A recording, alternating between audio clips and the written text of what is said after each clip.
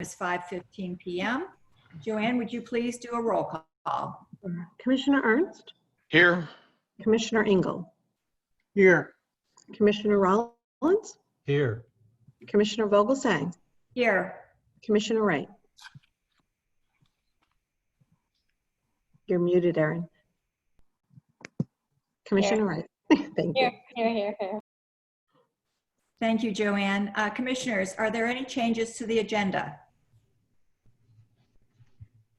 Okay, we'll move right into public requests. Brianne, do you have any to be read into the record? I do not. I do not have any for the record. Are there any calls coming in? I'm looking to see if anybody raises their hand.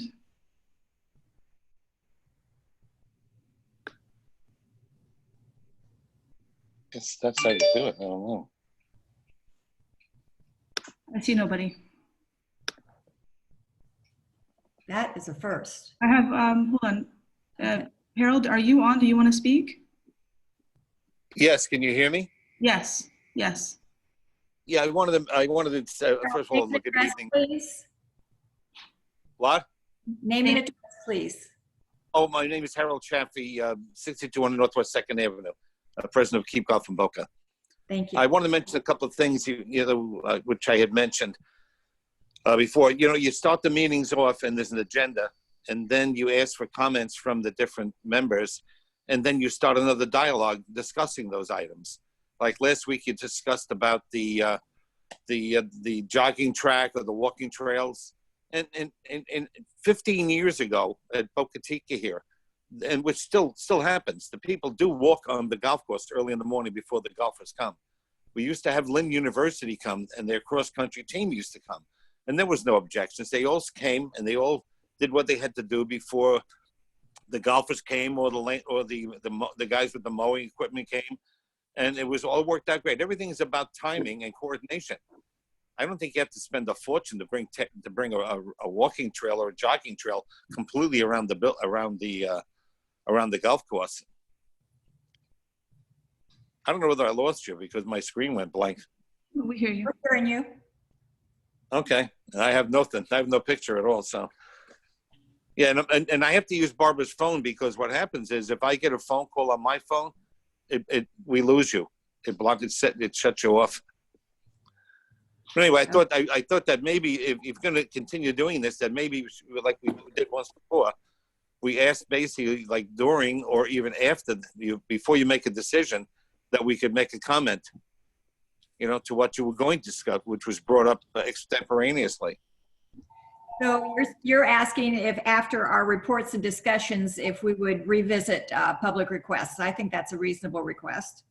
Yeah, I mean, you started it like with the Xeriscape, and you did the landscape, you did the jogging trails, and there's a lot of information that happened here 15 years ago that maybe you people are not aware of. That did happen and occurred. There was no problems. Everybody worked together.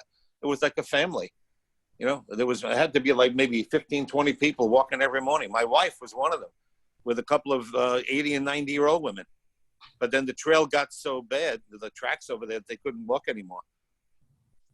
Okay, so you're saying that using the cart paths is an option rather than, before the golf. Yeah, I asked Wayne for a copy of the new layout. He still hasn't sent it to me.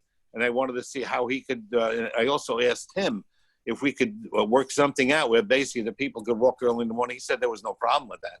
Everything would be coordination. But it's just a matter of putting the missing links together. The missing trails, I guess, or where the golf course ride. But I don't think there's any really tremendous amount of money to be spent on it. Okay, good. And the neighbors would love it. I mean, like I said, they still walk, but they walk on the sidewalk, which is treacherous. They tried to ride their bikes. I asked the city once to see if they could get appropriations for a bike lane. And they basically very rudely told me to see you people, which isn't your job. So before somebody gets killed on 2nd Avenue. Because a lot of people ride their bikes. It's not just now, all the time. All right, that's all. Well, thank you very much. Thank you. Thanks. Brianne, is there anyone else? I don't see anybody right now. If anybody's on the phone and they want to speak at public comments, you can press *9 to show us that you're interested in speaking, and we'll bring you in here. Let me just scroll I don't know down. how to get it back, Barbara. I don't see any hands raised, Chair. Okay, commissioners, if it's all right, I don't know how to- our reports, we will revisit the public requests just in case somebody, since this is a unique situation. We need to approve the minutes of the regular virtual meeting that was held on June 10th. It's found on page 3 of your agenda packet. Do I hear a motion? So moved. Okay. Do I hear a second? Second. Okay. Is there any discussion? Any questions? Any revisions? Okay, hearing none. Joanne, would you do a roll call vote, please? Thank you, Madam Chair. Commissioner Ernst, Yes. Commissioner Engel, Yes. Commissioner Rollins, Yes. Commissioner Vogelsang, Yes. Commissioner Wright. You're muted, Erin. Commissioner Wright. Yes. Thank Thank you. you. Motion passes. Thank you. Thank you. Thank you. Let's move on to our regular business. The first is the Ocean Strand discussion found on page 10 of your agenda packet. Brianne, would you like to start off? Sure. Commissioners, at our last meeting on Wednesday of last week, we were tasked with writing an RFP to get Ocean Strand opened up as a pedestrian park with some very basic elements. So on page 10 is a copy of that RFP for design build for Ocean Strand with the budget amount of $75,000. I did send out some revisions today. Earlier this afternoon, I sent out some revisions. Maybe it was this morning. Just some of those highlights of those changes that we made were to the time of work. We've talked to neighbors. I talked to Dave Petrozelli. I also talked to some of the residents at Boca Towers, and they would prefer that the work not start until 8 a.m. So I figured that was an amenable change, and I went ahead and edited that, if you guys are good with that. And the other items that we changed were the insurance, which is on the first page of the RFP, which in your books is page 10. We adjusted those amounts after speaking with our insurance guru on the board. He made some suggestions, so we updated those. And also the hold harmless in the back, we added that subcontractors would hold the district, would indemnify the district, and also would name us as additionally insured on their policies. Those are the only changes that were made in the revisions that you got this afternoon. And now I welcome any of your feedback or comments. I'm glad you made that change with the time frame, because I just thought workers coming in at 7 a.m. I do have a question that will come down the road, I'm sure. Since we were talking about doing the beautification over on 2nd Avenue in Clintmore at the golf course, and we are going to have to remove some vegetation at Ocean Strand, I'm just wondering if it would be cost effective to move some of those trees from Ocean Strand over to the golf course. It may be prohibitive. I don't know. I haven't. We could look into that. Okay. Commissioners, Chairman? Mr. Rollins? Yes.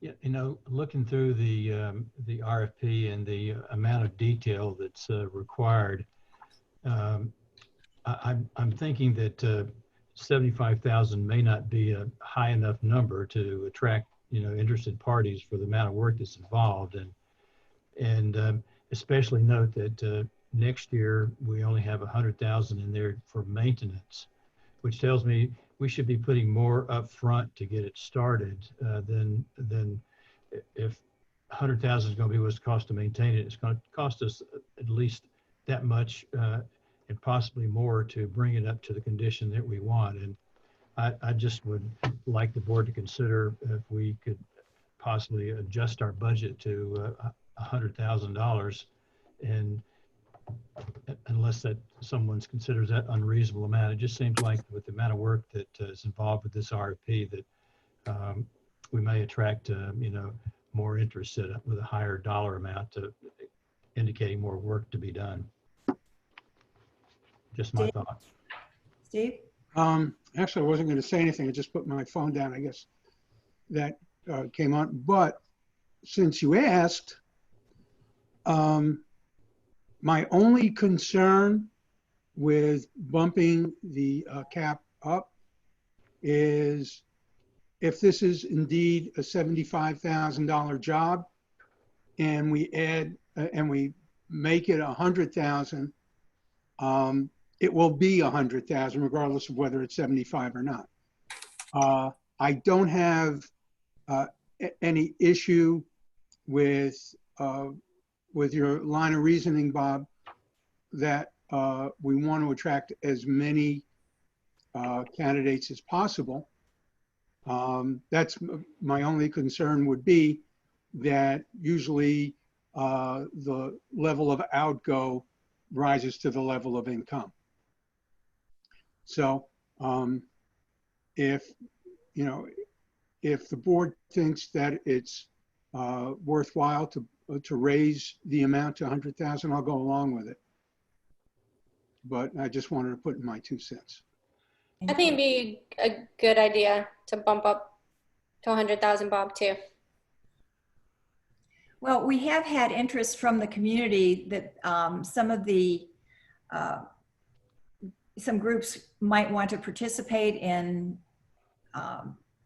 and reduce the amount of labor costs and what have you. Nothing formal, but there has been some interest and some offers. Brianne, would you like to weigh in on who's? Oh, I think Erin could probably speak to it because she organized the meeting on Friday with Jessica Gray from Boca Save Our Beaches. They're interested in participating in this with volunteers. And I also heard from some of the residents at Boca Towers that in the past, some Rotary groups were interested in helping volunteer as well. So there is nothing formal, but I think that there is some interest in community organizations to participate, which we included in this, RFP. Okay.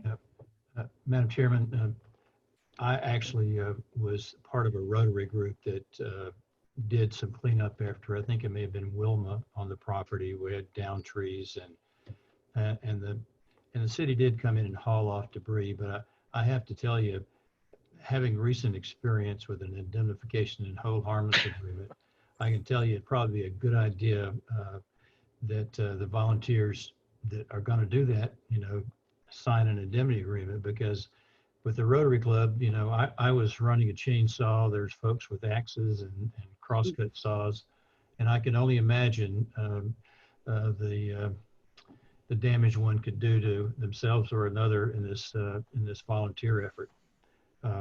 I'm sure it could be managed properly, but when the Rotary Club did it, we were there on our own without any supervision, and which was an awful lot of fun, and we did a lot of the cleanup.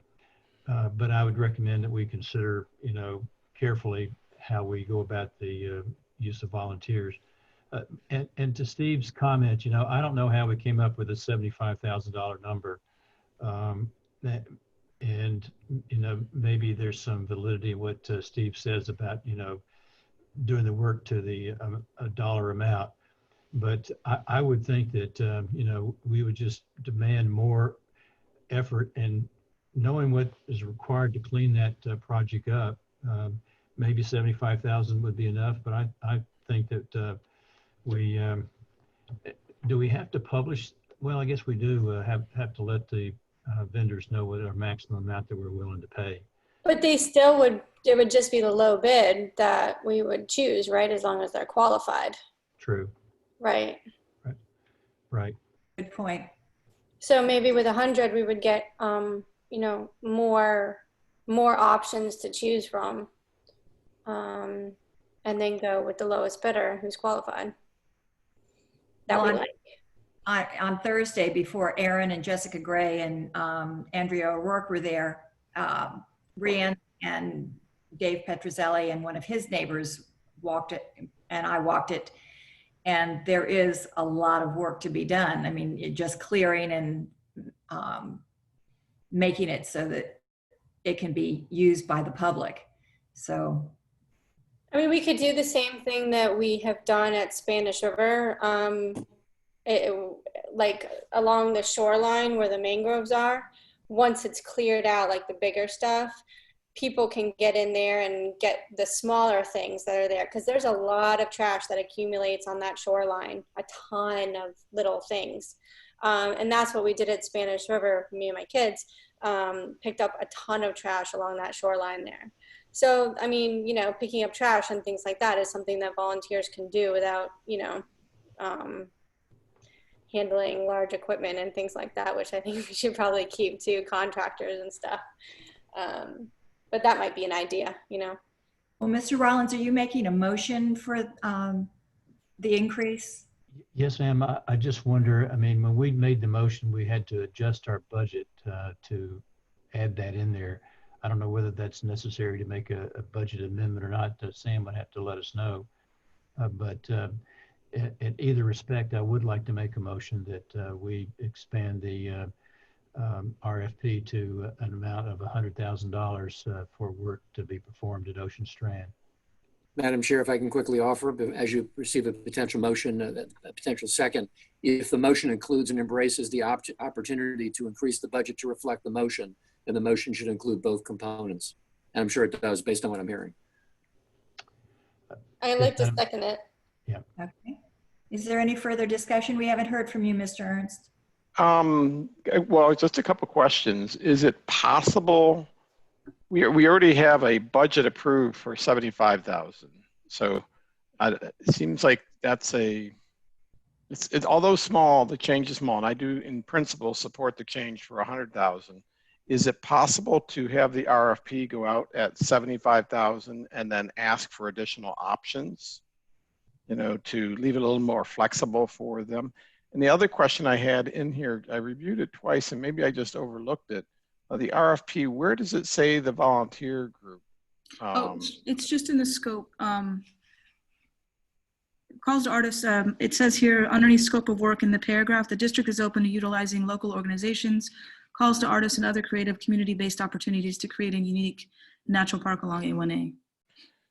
Okay, and I think that's terrific because honestly, whether it's 75 or 100,000, I don't know about you folks, but I don't think that barely covers a major landscaping company doing a lot of work that's needed out there. I mean, it is there's a lot of work. So this is really dependent on the community involvement to help drive it. So then the 75,000 is or 100,000 is going to cover some of the hard costs and maybe renting equipment. So truly to make this thing work, it's dependent on community volunteers. So let's go back. I think that works. The scope of work works fine. Supportive of the 100,000 number, but is it possible to leave it and just insert give us additional options without having to change our budget, and then we can decide later? We can write it in any way you want. Do you mean like additional, like price out each trash receptacle, price out each? No. If they're designing it and bidding on the construction of it too. So their design will have to incorporate where they would put whatever new elements they add to. Okay. Is it strictly going to be based on the lowest cost then, or is it quality, all the components? All those things. You guys will have to review them all and decide which one. If you like a design that's better and it fits within our budget, that will be up to you guys. If I'm correct, Sam? You are correct. This is a design, it's a design build, so it's a little bit different. We're not just bidding something that's already designed and the materials, it's a matter of materials and labor and the difference of prices there. This is accepting a design that you guys like as well. So one thing we could do as an option is you could leave the RFP the way it is, and it really, it's instrumental to have some volunteer involvement in it. Okay, so potentially volunteers could bid on it if they had the insurance requirements. But could we add something that allows them to give us additional options for another 25,000 or 50,000? We could. That way you meet the requirement and it's just an optional thing and we're not delaying the RFP any further and not increasing the budget or changing the budget. I'm just trying to expedite it to get out. Right. I think one of Commissioner Rollins' points was that I think we would entice more people if the budget were just spelled out clearly for everybody. And I don't know if that would help the number of prospective design / bidders that we get. And if we gave it as an option, wouldn't we have to increase the budget anyway? Yes. If you selected it. Yeah. You did. Right. Yeah, it would seem to me that, given more flexibility, because it is a design build, and then it's the one that we feel like will do the best job, that the most qualified, and hopefully is doesn't necessarily have to be the least expensive if we feel like their design is an improvement over others. And I like the fact that, let's say that they come in under that, which would be great if we're factoring in volunteers, but I really want to hit this project pretty hard. So when it opens up, it looks impressive to folks, not half done. And I think by throwing a little more money at, I'm sorry, pardon that expression, putting more in the budget for that expense, I think will serve us well in the long run. Okay. But if we're going to have to put in a budget amendment, why not do it now and get it done and over with? Doesn't necessarily mean that we're going to spend that money. It means the money's allocated. Yeah. If we have an option, as Craig suggested, if that option kicks in, we're going to only have to increase it anyway. I'd rather have the money sitting there. It gives us some certainty. Steve, my motion did intend to have the budget amendment in there, as Sam pointed out. So The motion would embrace a corresponding budget adjustment or budget amendment to support the motion, the main motion, which is in fact to fund it. Yes, sir. Mr. Gorin, if we go ahead and approve this, we haven't even gotten a second yet, but if we do approve this, oh, did you? Thank you, Aaron. If it gets approved, can we still go ahead and go forward with a motion for the RFP? Yes. Okay, To get the ball rolling legally, you could, yes, operationally. good. Is there any further discussion? Okay, let's vote on Mr. Rollins' motion to increase the budget for the RFP, and it was seconded by Mrs. Wright. Joanne, would you do a roll call vote, please? Sure. Commissioner Ernst, Yes. Commissioner Engel, Yes. Commissioner Rollins, Yes. Commissioner Vogelsang, Yes. Commissioner Wright. Yes. Motion passes. Thank you. Okay, good. Now we need a motion to approve the RFP with the So- amended amount of money to $100,000. I make a motion to approve the RFP with the proviso that the allocation goes up to $100,000. We have a second. Second. Mr. Rollins, thank you. Any further discussion? Just for the sake of clarification, we're approving the second version that was sent out this afternoon with the changes to the insurance indemnification and the change of times, correct? As legally, as offered in the record, yes. Okay. Okay, Joanne, would you do a roll call vote, please? Sure. Commissioner Ernst, Yes. Commissioner Engel, Yes. Commissioner Rollins, Yes. Commissioner Vogelsang, Yes. Commissioner Wright. Yes. Motion passes. Thank you. All righty. Commissioners, on page 34, did somebody have Are something? we still on Ocean Strand or no? Yeah. Just one thing. Okay. I just want to make sure that we're communicating on this to City Council as well. If Brian, I just want to make sure that, we're letting them know that we're going ahead with the RFP. If they have any input, anything like that, I just think it would be a good thing for Brianne to keep them up to date on. You must have been listening in on our phone conversation before the meeting. So yes, that will be part of her discussion at the workshop next week. Okay. Thank you for bringing that up. Okay. Anything else on Ocean Strand? Okay.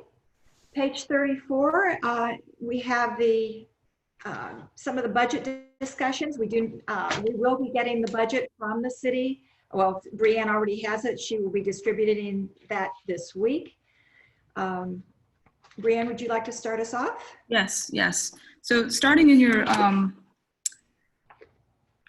agenda packets on page 34, we start with a preliminary look at our budget, and we put these numbers together. Merv did prior to getting the city's budgets. I do think it's worth looking at, and we can basically compare what we're going to be looking at with a rollback rate and the current rate.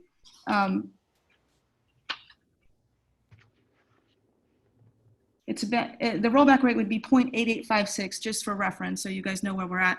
It's a difference of about $800,000 is what it boils down to. So at the end of the day, the amount of money that you have to put towards projects is going to be between 7 million or 7.8 million. And we still have to plug in the city's final numbers, but I do feel like we're in a pretty good area to do that with these adjustments. I didn't get any feedback, or it didn't seem like there was any appetite to talk about any other tax rates. So before I go on, I just want to be clear, this is just a current rate or rollback rate that we're discussing and considering, because we do need to put in our tentative millage rate by the end of this month. By the end of End of July, excuse me, yes. Okay. Fast forwarding time now. Mr. Ernst, did you have something? No, it's a correction. It's not due to the end of July. Yes, Correct. sorry. Correct. Commissioners, do you have any questions for Brianne about any of these items?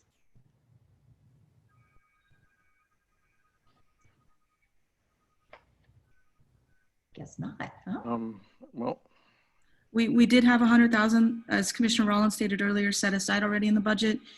As you can see in this budget, we did not move any money to a line item for the golf course, because that's something that would be a discussion as we move into the budget. But this was really just to see the difference between the current rate and the rollback rate based upon the property appraiser's values for next fiscal year. And maybe by the next meeting, we will have a better idea of what the city's intentions are for the golf course design approval, and that will give us some direction. Correct. Steve? Actually, I didn't have any question. I'm kind of happy to see that we're starting to build back our reserves. It was a concern of mine last year for the current fiscal year that we were a little skimpy, but it seems to be coming back a little bit. Even after we allocate money for the golf course, there would still be several million in there in case of emergencies, whatnot. You know, I like to have the cushion. Brianne, did you get an answer for Steve about the beach renourishment? The beach renourishment is a two-sided topic, and I talked to Steve about it separately. There's obviously some pros and cons to all of it, and I do have the information. I can send it out in an email if we want to get into an in-depth combo, but it has a lot of economic benefits. It does do some detrimental things to the environment, but Florida's economy is really based on those beaches. And so the pros outweigh the cons at the end of the day for beach renourishment. Commissioners, any further discussion about the budget that Brianne has prepared? yeah, just this is Craig. A couple questions. One is the special interest revenues, Brianne. Was that should that be reduced because of COVID and the months out, or is it? I mean, obviously we know we lost the carousel for 3-4 months or longer. We did lose the carousel. Yeah, some of these budgets were reduced slightly. We still will have a big bulk of the money comes from beach permit sales, which we will still have in the next fall, and we had this year because most of the permits were already sold by the time the beaches were closed. If the city decides to do something differently with that this year, we'd have to look at that. But there could be a significant decrease because there's no camp revenues, and that'll impact us more this year than hopefully next year. Okay, but you have a rollover number assumption in there, I assume, from this year. So whatever is in there for this year, you're going to end up short for the 2019 actual. For revenues, but a lot of that also that we get in revenues is spent back on programming. So some of that. So you'll have lower costs. Right. Okay, this is going to be a tough budget year, and I would say that on the interest earnings only, it's probably high. I mean, no one forecasted what was going to happen. We have earned in our interest earnings 168,000 through May, and if you take the last month's earnings of 18,000 and multiply that out for 6, you're running about 300,000 in interest earnings. So you're going to be. I'm concerned that we need to take a closer look line by line on some of these items to make sure we're not overextending ourselves, and we should err on the side of caution, significant caution this year as we take on projects. So as we take on these projects, my suggestion would be is be careful of how we phase them, and anything that we don't know, i.e. The city's capital plan on some of the larger ones, we have to be I know they're slower in their motion and methodical of how they do things, but we need to be extra careful. Good point.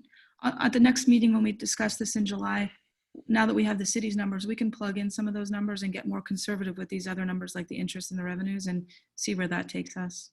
Okay. Just as a matter of discussion, is there anyone interested in anything other than the rollback? I know it's early to say, depends on what our figures look like, what the ad valorem taxes or the valuation will be, but given where the economy's been, I'm just reluctant to consider an increase this year, unless there's some really good, strong reasons why we need to spend some of the capital items. I know the golf course itself, if we had the 5 million in there, that would drastically reduce some of the reserves that we do have. And we do have, a commitment to move that forward in phases, as we've previously discussed. But I'm just not sure what other capital improvements we would postpone in order to do the golf course. I'm just throwing that out there, not asking for. That's just a comment that I'm making without asking for any other suggestions. But I think Craig's right. I think we have to be very prudent with our spending. And the city had some nice size capital items that we haven't even thought about budgeting. That's the Spanish River maintenance facility and the DeHornley maintenance facility. Well, I think once we see the city's budget, we can get a better handle on this and have a more determined discussion on July 6th. We can study it and see where they're going. Madam Chairman, I'd like to suggest too, I mean, last year, or maybe it's the previous year, we got kind of an abbreviated budget summary. I'd like to make sure we have access to all the details like we had in the past. It makes the budget process more meaningful to me than having a summary of what the city is looking for. Is that what we're getting, Brianne? Is it? You're getting the binder, the full binder with all Okay. the information and the breakdown again of like the technical supervisory and other city staff that we fund as well. Brianne, will you have any more feedback on the CRA, the status of what we'll? Not by the next meeting, no. Okay. We have to set up a hearing for that with the city. But we are going to request, once you submit the paperwork, you will submit the request for it. Yes.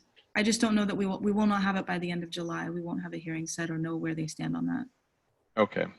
And then where is the 5 million reserved for the golf course? That was just a budget projection that we put together. We never adopted that formally, putting in 5 million. That was just a projection. So we left that in the reserves to decide how you wanted to allocate it next year. That part of that 7 million is that 5 that we had projected back in January. And so help me on finding that on this document, I guess. Towards the bottom, let's go back up. Balance, I'm sorry, at the very end, balance available is 7,028,000. This is on the rollback rate. Oh, okay. It's included in that. Correct. Okay. It's just not a line item that's shown. Okay. Okay. That was never officially adopted, so we're just looking at how we would move this budget around towards adoption. Okay. And the 1.5 million of district capital improvement projects that we yet to discuss. Correct. Correct. Okay. Okay. Okay. You good? Yep. Do you have any thoughts or any questions for Brianne?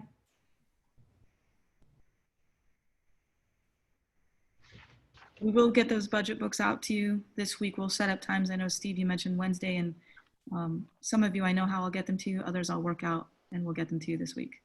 Okay, thank you, Brianne. Mr. Ernst, the approval of payroll and invoices found on page 36 of your agenda packet, please. Okay, Madam Chair, I request the approval for payroll and invoices of $1,138,840.95. Is this in the form of a motion, Mr. Ernst? Yes. Okay, do I hear it? Second. Thank you. Is there any discussion? Any questions? I do have a question about the FPL. Is there any way to reduce that $2,500 number over at on 2nd Avenue at the Lodge? Really not much. We're not running much over there. There's not much that we can do. We were actually looking into getting the electric turned back on for the pump in the tunnel because we keep having to pay additional fees to have that pumped out individually. So we were looking at adding that on to the electric as well. Okay, just asking. Any other discussion, commissioners? Hearing none, Joanne, would you do a roll call vote, please? Sure. Commissioner Ernst, Yes. Commissioner Engel, Yes. Commissioner Rollins, Yes. Commissioner Vogelsang, Yes. Commissioner Wright. Yes. Motion passes. Thank you. Okay, it's time for our reports and discussion items. Executive Director Harms, please. I just want to remind each of you that financial disclosures are due July 1st. I think we know some of you have turned them in. If you haven't, that's all due. We sent out this afternoon, or this morning, this day is running together. I sent out the RFP that we put together for the Boca National, the 3-corner. And I know I've heard from Commissioner Rollins. If anybody else has any feedback that you want to get to me in the next week or two, we're going to have that on the agenda for the next meeting to discuss and approve. So I'd like to move that one forward. Also, I want to look at adding, I know we're not talking about future agenda items, but for the sake of it, I'd like to start talking about the employee policies that Jacob mentioned last week, which was the non-interference policy, as well as an employee evaluation policy for next agenda. Okay. Anything else? That's it. Okay, thank you very much. District Council, Mr. Gorin. Thank you, Madam Chair and Commissioners. Good evening. Welcome to Monday evening. A couple of things, if I may. Governor DeSantis issued Executive Order number 20-139 on June the 3rd, effective on June the 5th. And what it did, among other things, it provides in Section 6 the following. It says previous executive order extended. Executive Order 20-69 is extended until June 30, 2020. What is that order? 20-69 is the basis upon which we're now in this virtual session tonight, having a virtual quorum, which is legally allowed to be conducted based upon the governor's order. Under this revision of 20-139, the governor has the ability under this provision to essentially end virtual quorums as of June the 30th. To the extent that some local government bodies, such as yourselves, whether they be districts or counties or cities, are considering and are taking action to request that their counsel, legal counsel, make formal requests to Tallahassee to have the governor potentially consider extending beyond June 30th the virtual meeting, virtual quorum concept for several very important reasons. For example, in Broward, we're not in the second phase yet. In Palm Beach, I'm not sure where you are exactly, but you're sort of in phase 2 or thereabouts. And the problem is the limitation on how many people can be sitting in a room, for example. There may also be, and this is not said to be discriminatory, but there are some members of the board that are of a certain maturation, as it were, that they're more affected by the coronavirus than others, or could potentially be. I didn't use the word age, I used the word maturation, including myself, as a matter of fact.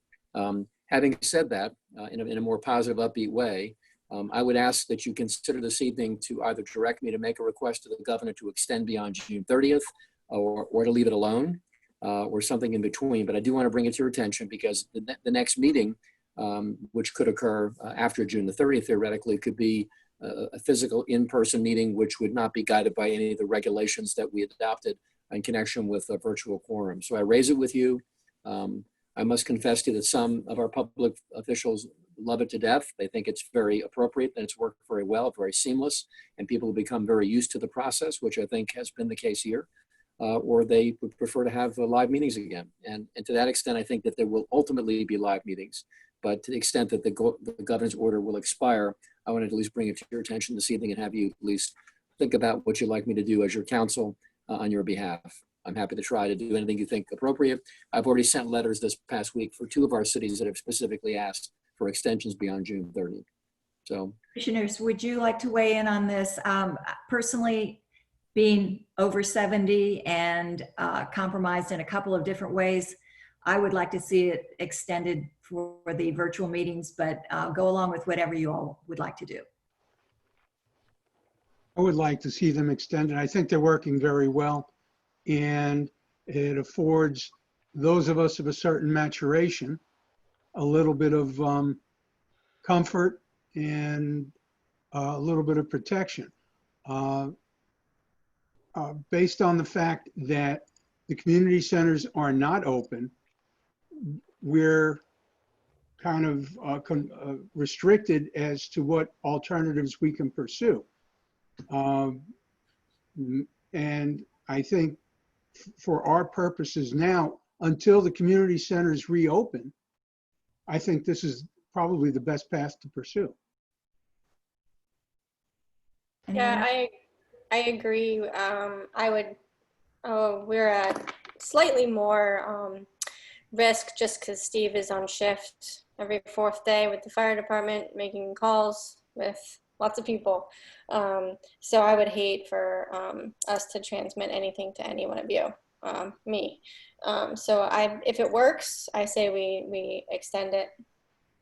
Mr. Rollins?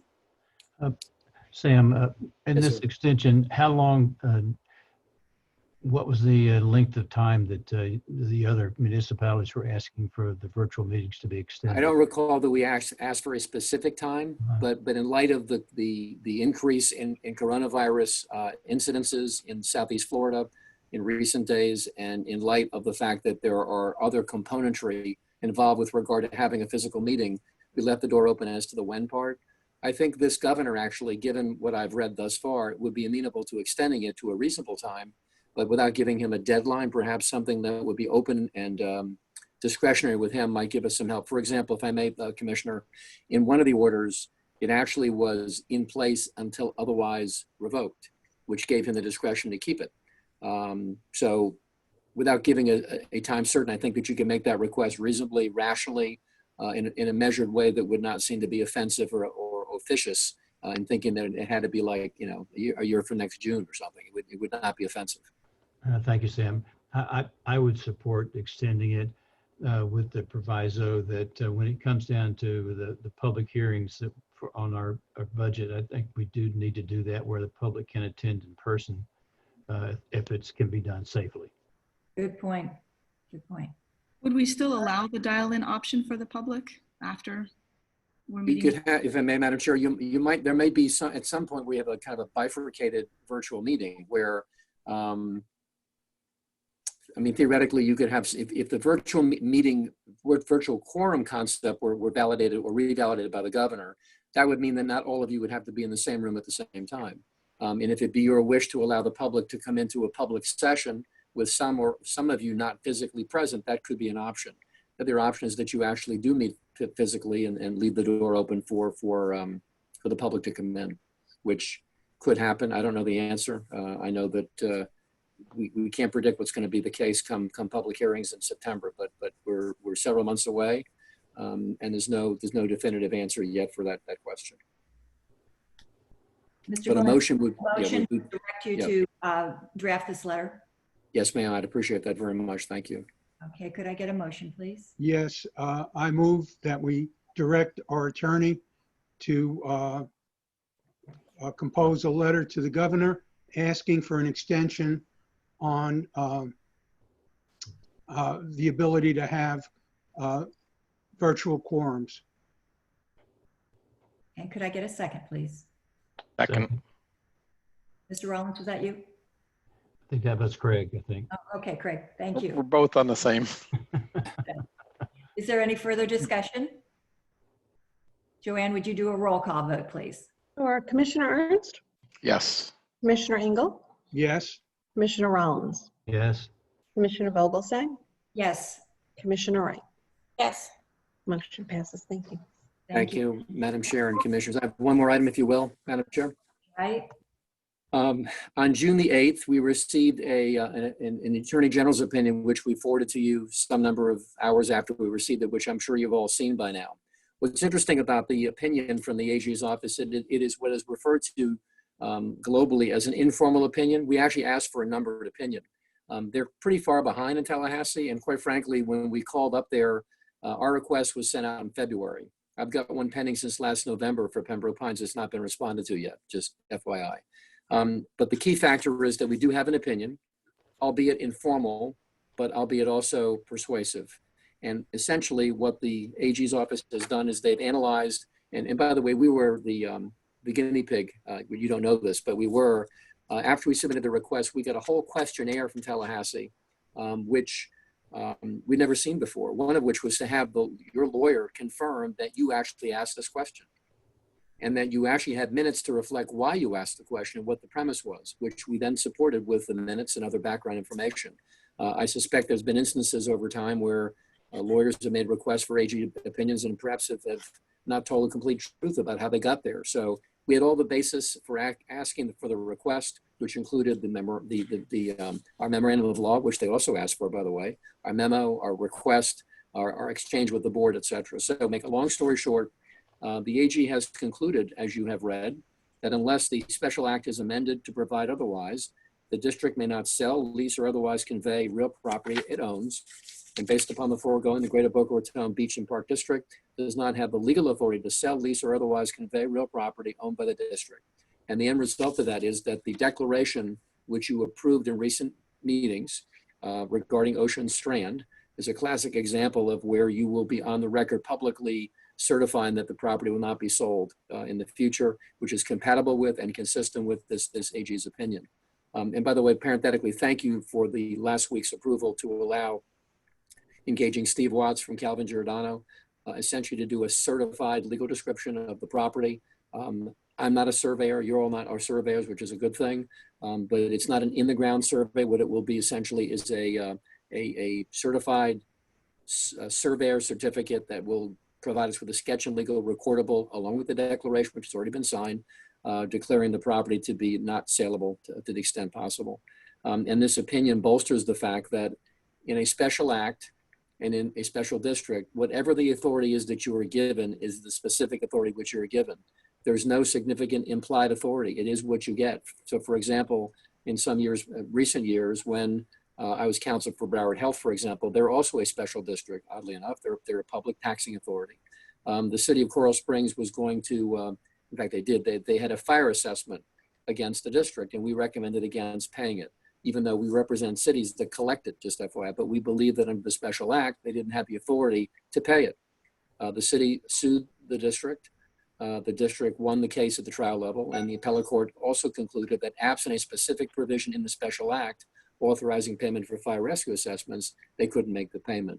Correspondingly, in this situation, absent specific language in the document in our special act, last codified in 2003, the district does not have the authority to make that decision. I think it's also thoughtful. I know that Commissioner Ernst raised this issue. We had a brief exchange on the record about it, that be mindful that if you go back to the legislature to ask for something else or something different, you expose yourself to a potential situation that you don't get to control. And in regard to making the AG's request, we knew full well going into the conversation that there would be either an answer in favor of the request or not. And there's no current interest in going back to the legislature to ask for more authority or a different kind of authority under the current special act. Having said that, I'm sure you'll enjoy reading it. It is now a public record. It was published as of June the 8th, and it was signed by the Senior Assistant Attorney General, Teresa Maceto, and now stands for the proposition that you have limitations in your special act, which you have been following as a matter of law since the beginning. And that's just my update for the evening on that subject. Thank you very much, Mr. Gorin. Yes, ma'am.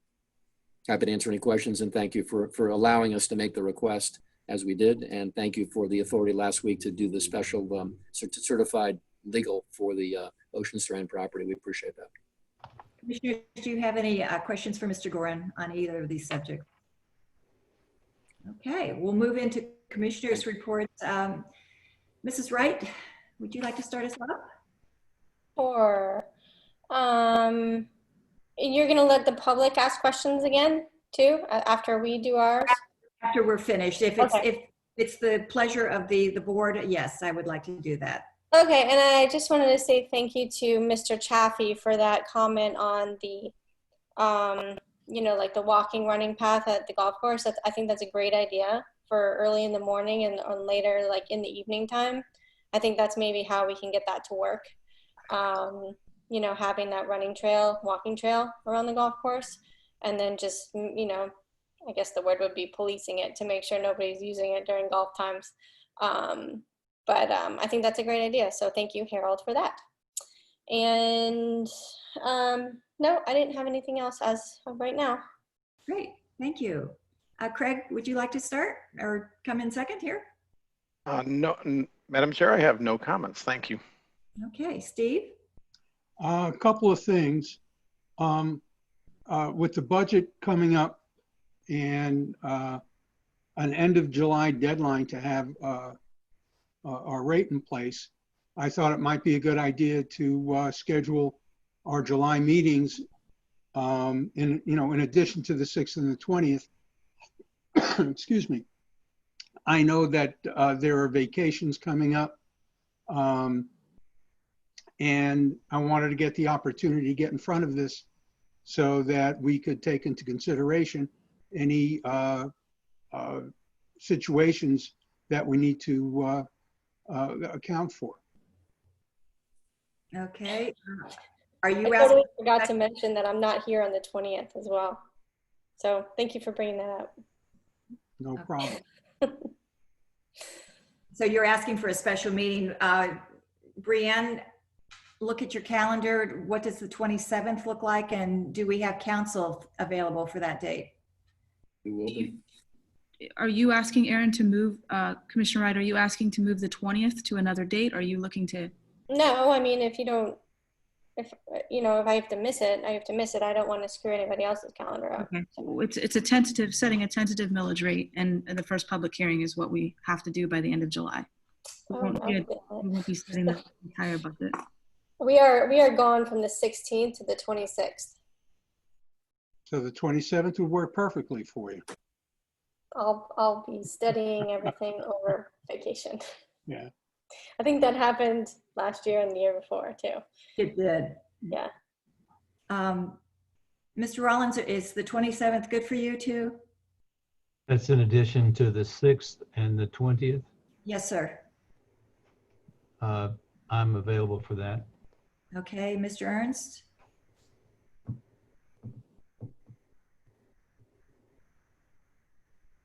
Yes, I'm available. Okay. So Brianne, are you saying we have to move the 20th meeting because it's a tentative millage rate setting, or no?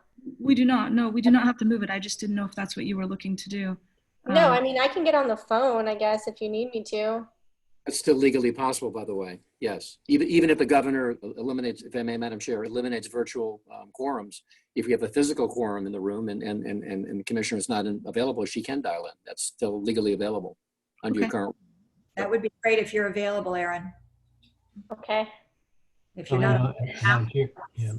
Are we I setting a spent my tentative? summer vacation. Yeah, I have two other things, very brief. One, Brianne, have you been able to talk to the city about scheduling a joint meeting at some point? I haven't heard back about a date. I am going to go to the workshop next week, and I have several things on my list. I can certainly add that to the list. Their schedule is very short for the summer. They're only meeting one time in July and August, so it will be after that. Okay. And last but not least, some of our constituents have made known to me a desire for us to revisit pickleball at Ocean Breeze or at the future Boca National. So when we talk about the options, the beautification options, maybe we can revisit the pickleball subject. Okay. I thought we were going to put that in the RFP. I didn't have a chance to read that RFP today, but I thought that was going to be an option in the RFP to keep for the courts. Okay, we can flesh that out in the RFP. Okay. All right, that's it. Okay, Mr. Rollins.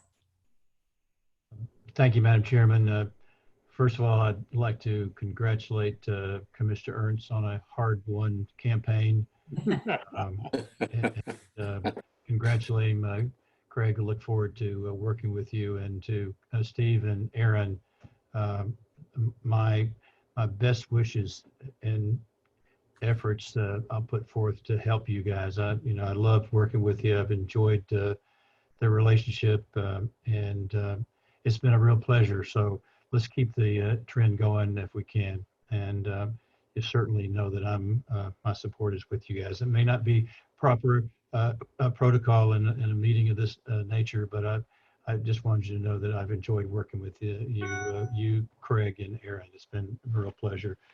The only question I have, Madam Chairman, when we're asking things of the city, there's an elephant in the room with as far as developing the east side of Oakland National is the Jeffrey Street corridor.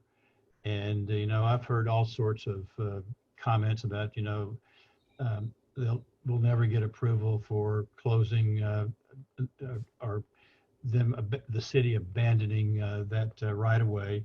But I think we just need to keep that front and center, because, that bifurcating our property could mean the difference in our development plans over there. So I think that we need to stay on that.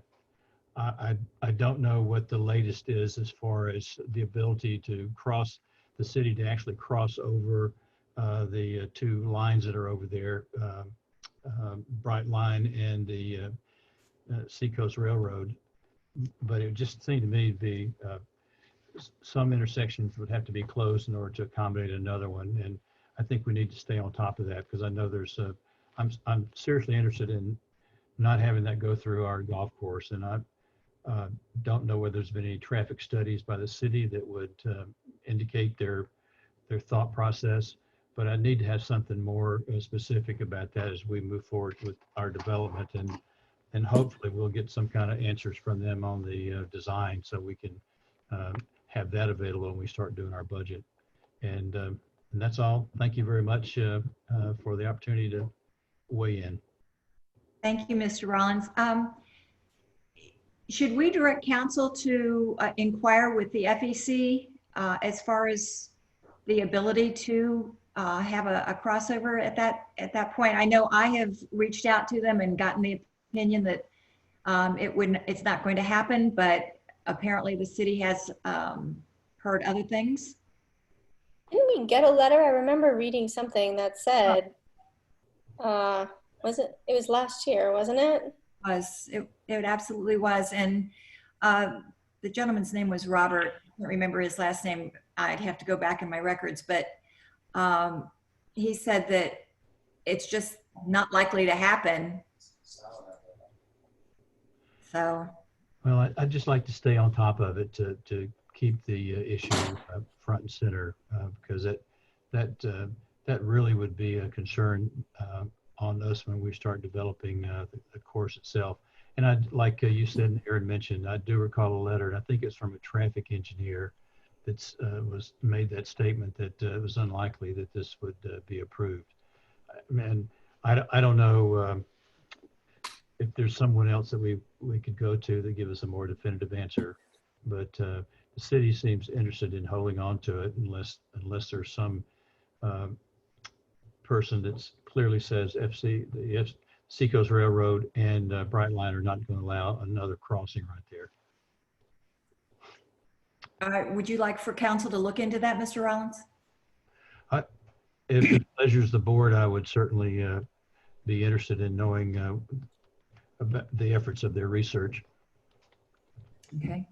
Mr. Gorin, do you need a motion to direct? I would like that with one caveat. Whatever correspondence, which I recall you had correspondence about a year or so ago, if you'll share that with us, if the motion is adopted, we can then use it as a premise to have that conversation with their council, which I think would be something direct and hopefully helpful to our cause. We actually provided that back to the city. I recall. back to the city. So do I hear a motion to direct council to look into the crossover on Jeffrey Street? Madam Chairman, I'd like to make a motion that we request council to look into the prospects of the abandonment of the right-of-way and the prospects of whether or not a road would actually go across that those two tracks. Do I hear a second? Second. Thank you, Mr. Engel. Is there any further discussion? Hearing none. Joanne, would you do a roll call vote, please? Sure. Commissioner Ernst, Yes. Commissioner Engel, Yes. Commissioner Rollins, Yes. Commissioner Vogelsang, Yes, Commissioner Wright. Yes. Motion passes. Thank you. thank you. Thank you. Thank you for the direction. I appreciate that very much. Thank you, Mr. Rollins. Yes, ma'am. Anything else, Mr. Rollins? No, thank you, ma'am. I'm finished. I have nothing except to wish all of our fathers on our board and our council and our absent council a very happy Father's Day. And at this point, if it pleases the commission, I'd like to revisit public requests, if it's all right with everybody. Brianne, do you have anybody that looks like they're raising their hand? It's like Mr. Chaffee is here again. Okay. Yeah, you should actually, since you are the property owner on both sides of that paper street, you could put a request into the city to vacate it. That'll stem them with some kind of a response back to you whether they're ever going to do it or not. That's an interesting suggestion. Thank you. Because I owned property on both sides of a paper street one time, and I had to because I owned on both sides, I could put a request in for that paper street to be vacated. And they did vacate it. It's only a suggestion. That's a good suggestion. Let's see what council comes up with as far as the ability, and then we can go from there. But we will keep that in the queue. Thank you. Thank you. Is there anyone else? Just as a reminder, it's *9 on your phones if you do want to raise your hand to speak.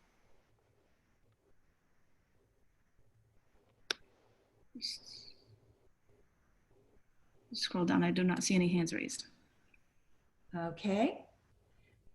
The second public requests are now closed. The future agenda items, Brianne, the RFP for the golf course beautification, and we should have an answer about whether we're going to have our next meeting before that time. So we'll let everybody know where we're going to be meeting, if we are going to be virtual or at the Willow Theater.